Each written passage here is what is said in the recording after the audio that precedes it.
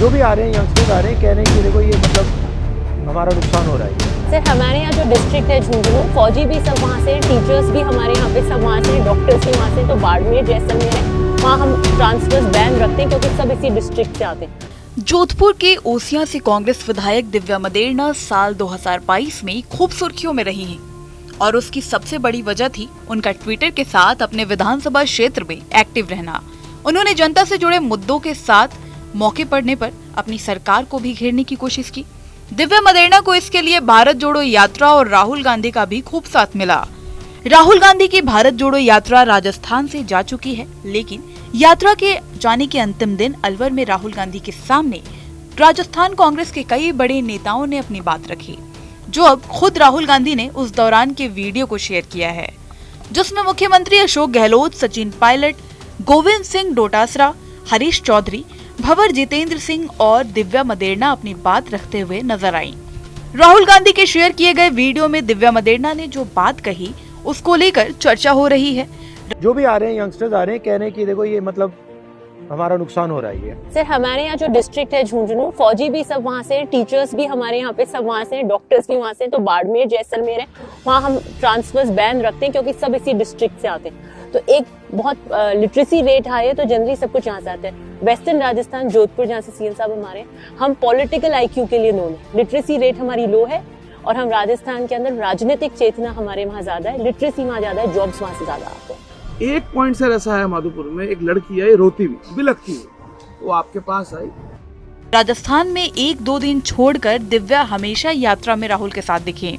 सिर्फ राजस्थान ही नहीं, दिव्या ने अन्य प्रदेशों में भी राहुल की यात्रा का खूब साथ दिया। दिव्या मदेरणा की भारत जोड़ो यात्रा में राहुल गांधी के साथ एक तस्वीर पर तो खूब विवाद भी हुआ।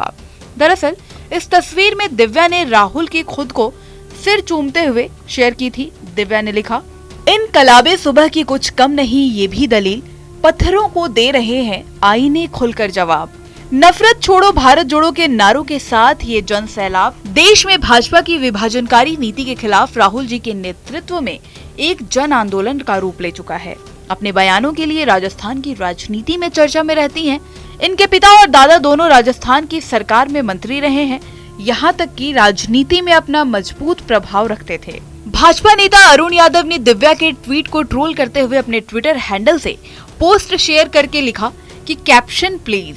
इसके बाद तो ट्विटर हैंडल पर दिव्या मदेरणा को ट्रोल करने वालों की संख्या बढ़ती चली गई। खुद दिव्या मदेरणा ने भी अरुण यादव के इस पोस्ट को रीट्वीट करते हुए एक नहीं बल्कि 7 कैप्शन बता डाले।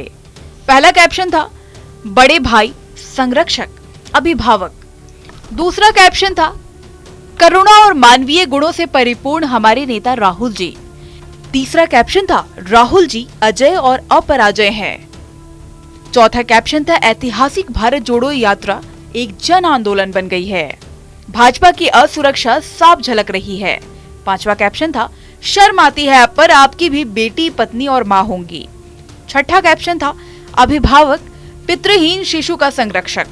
सातवां कैप्शन था, चरित्र हनन बंद करो, राजनीतिक रूप से लक्षित करने के कुछ बेहतर तरीके खोजो। बता दें, दिव्या मदेरणा सिर्फ भारत जोड़ो यात्रा ही नहीं बल्कि राजस्थान के राजनीतिक विवादों में भी खुलकर बोलने के लिए सामने आती हैं। फिर चाहे वो विरोधी रहे हो, चाहे अपनी सरकार और उनके कुछ विधायक ही क्यों ना हो।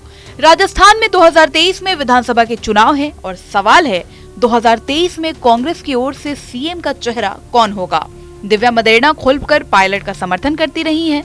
अब देखना होगा कि 2023 की शुरुआत से चुनाव तक में दिव्या के ट्विटर वालों दिव्य अस्त्रों के निशाने पर और कौन कौन रहने वाला है।